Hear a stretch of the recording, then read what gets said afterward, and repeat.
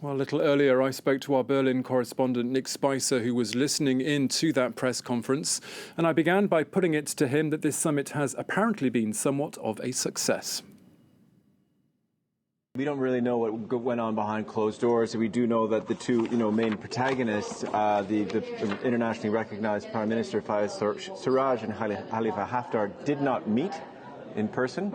So while the international community, at least in the estimation of Angela Merkel, may be taking steps to de-escalate, to stop waging a proxy war, to stop stirring the pot, to stop sending in weapons or soldiers or money, there's no indication that the two men who are leading the two sides in the conflict are even willing to talk to each other here in this particular city outside of Libya. So I think what that underlines is the long road ahead. So Angela Merkel, I think, understandably putting a positive spin on events, as one does when you want to start a process. And she said that many of the parties here pledged to support the process, but there have been a lot of promises, it needs to be said, in the past that have not been kept as regards Libya and transitions towards democracy, disarmament, and peace.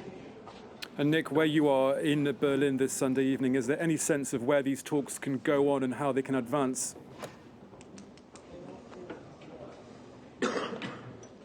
I think, well, just, it really depends on what the international players do. And I think that, some of the groupings you need to look at are, well, number one, Russia, Turkey. They've really moved into the vacuum in Libya and taken over, I think, the situation on the ground and perhaps the political situation. Turkey sending in 2,000 troops, announcing that earlier this month.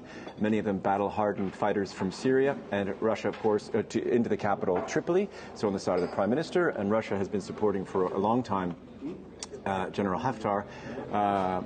With plausible deniability, there are Russian mercenaries that the Kremlin says it does not support. We know, however, that the Russians printed money so that he was able to get the economy going in the east of the country and so on. But, it's an open secret, so there's that. So there's that one grouping, and there's also the grouping, if you will, the split within Europe of France and Italy. They both are interested in the petrochemical industry of Libya, so they need to come together. So those are maybe two of the big blocks to look at. And I think their pressing concern for the Europeans and what really may focus their minds is the migration issue as well. You've got, Turkey and Russia moving into the Mediterranean. That's a source of concern to have these countries with big militaries.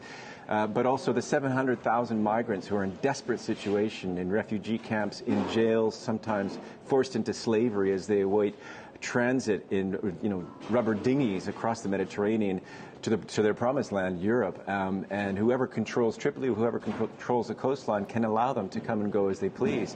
And it was interesting to note that Turkish President Recep Tayyip Erdogan said in an article in Politico that all kinds of jihadists, terrorists, could end up in Europe if the situation didn't turn out as he wants, one presumes.